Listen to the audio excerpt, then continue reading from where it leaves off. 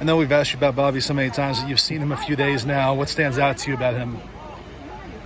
Consistency, puts himself in position to win a lot, just experience, just a seasoned operator. He doesn't make things hard on himself. With Cortland, Jonah, and Bobby, do you see them being able to shift inside if necessary, or can all three of them have that versatility, or a couple of them more suited? I think that versatility exists more with Jonah than the other two. Mm-hmm. What is it about Jonah maybe that makes him able to handle that position changing more?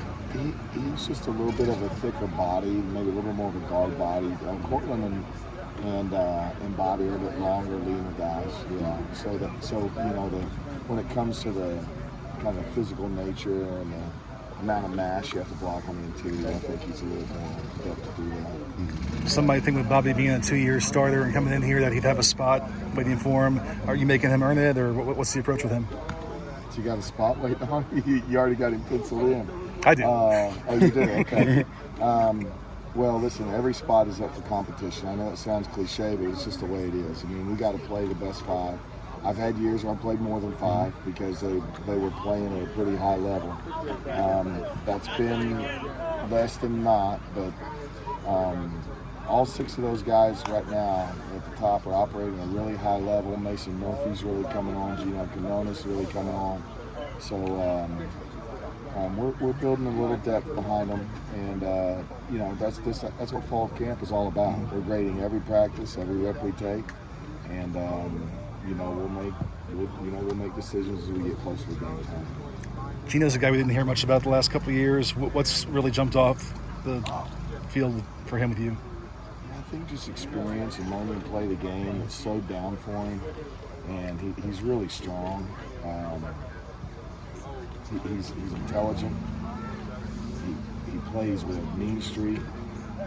I really like him. I think he's got a chance to be a good football player for us. Obviously, Bobby has a lot of experience. I haven't played as long at Virginia as he did.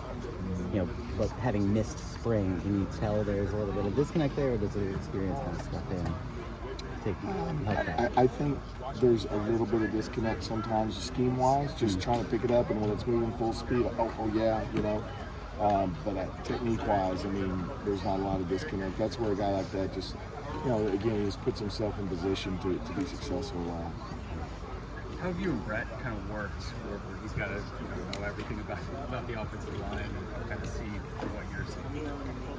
Yeah, the center is a special position. It really is, and you've got to see everything. You've got to see, defensive line alignments, linebacker alignments, safety and corner alignments. When you're trying to get the IDs right, put us in the right position to be on the right people. So Brett is really smart. He studies it a lot. We spend some extra time together, along with a couple of other guys at center, just going through a lot of those things.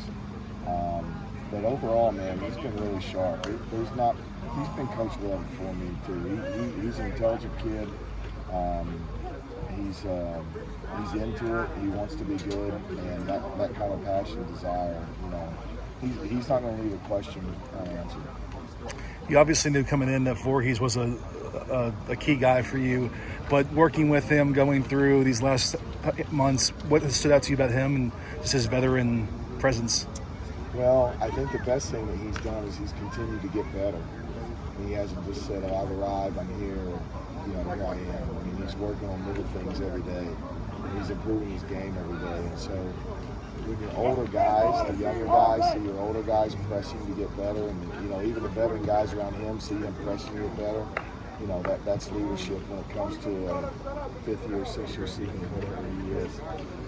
Because a lot of guys get in that role, and they lose their passion and desire for it, or they trick themselves into thinking they've arrived, and that's not Andrew. Andrew's continuing to press and get better every day. So I appreciate that leadership out of him.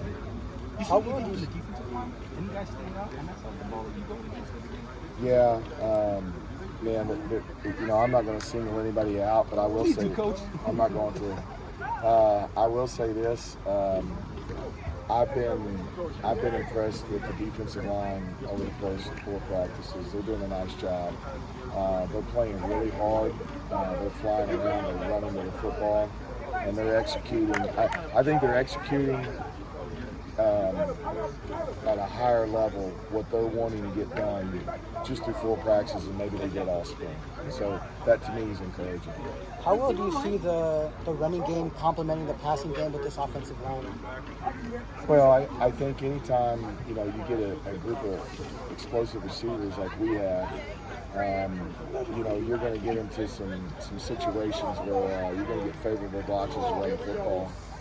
Because you got to recover those guys, and when that happens, that's a complementary part of the offensive line and the run game, and vice versa. At times we'll run the ball well enough that we'll get those guys one-on-one opportunities down the field. So that's just kind of the ebb and flow of offense, but we've got to just continue to execute well in the run game and make it a weapon for our offense.